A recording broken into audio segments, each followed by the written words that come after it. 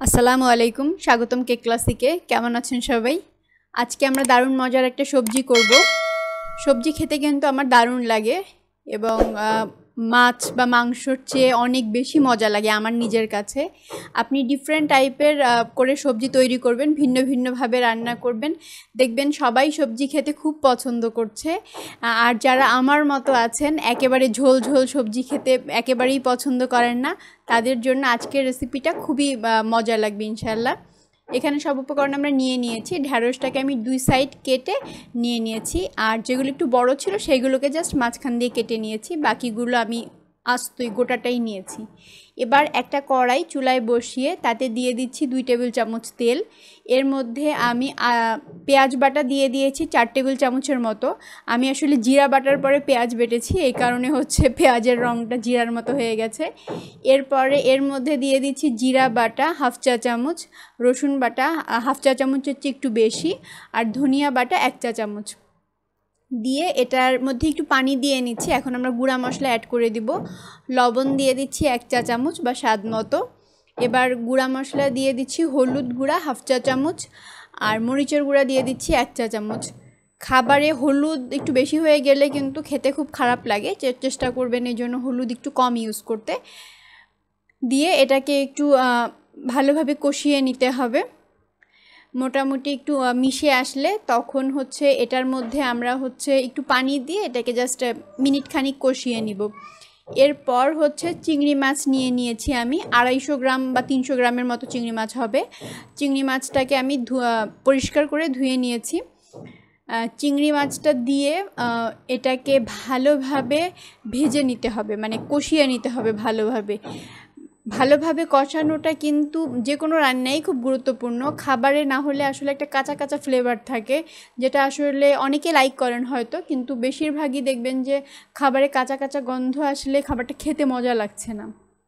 দিয়ে দিচ্ছি কাঁচামরিচ, গোটা কাঁচামরিচ 3-4টার মতো দিয়ে এটাকে ভালোভাবে কষিয়ে নিতে হবে যতক্ষণ পর্যন্ত কষানো মশলার একটা ফ্লেভার না আসে বা তেলটা একেবারে জাস্ট উপরে উঠে না আসে আর কি। মাংসটাকে আমরা কষিয়ে নিব। এটার জন্য মোটামুটি 2 থেকে 2.5-3 মিনিট সময় লাগবে আমাদের। বাচ্চারা দেখা যায় যে সবজি খেতে খুব একটা পছন্দ করেন না, বা বাসায়ও অনেকে সবজি খেতে একটু গড়িমসি করেন, কিন্তু সবজি কিন্তু স্বাস্থ্যের জন্য আসলে খুবই ভালো। আর ঢ্যাঁড়সটা হয় কি একটু পিচ্ছিল ধরনের তরকারি হওয়ার কারণে সবাই ওটা খেতে একটু ডিসকমফোর্ট ফিল করেন, কিন্তু এই উপায়ে আপনারা রান্না করে দেখবেন ঢ্যাঁড়সের পিচ্ছিল ভাবটা একদম থাকবে না। আর যেহেতু এটা আমরা প্রথমেই সবজিটাকে ধুয়ে নেবেন, তারপরে হচ্ছে জাস্ট মানে ঢ্যাঁড়সের 2 সাইড থেকে অল্প একটু আমি জাস্ট মুখটা ফেলে দিয়েছি, নিচে অল্পটুকু কেটে নিয়েছি। এইভাবে রান্না করলে আপনার তরকারিতে কিন্তু কোনো পিচ্ছিল ভাব থাকবে না ঢ্যাঁড়সের।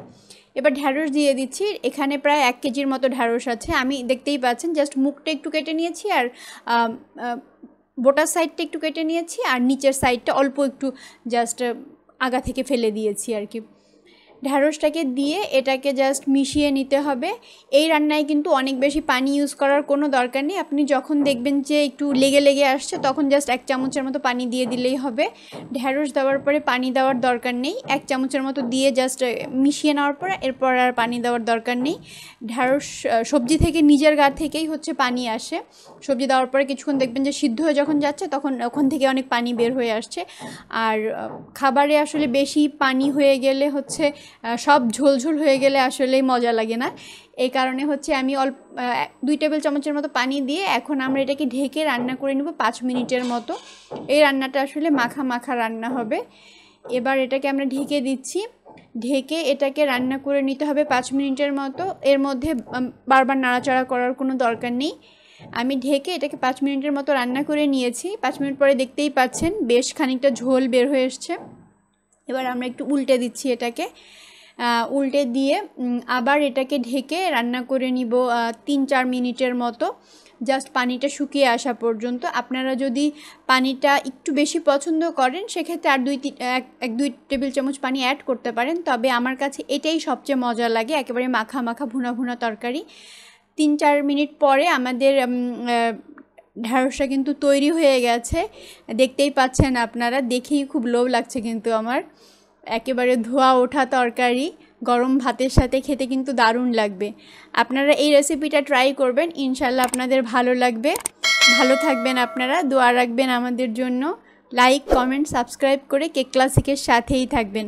আল্লাহ হাফেজ।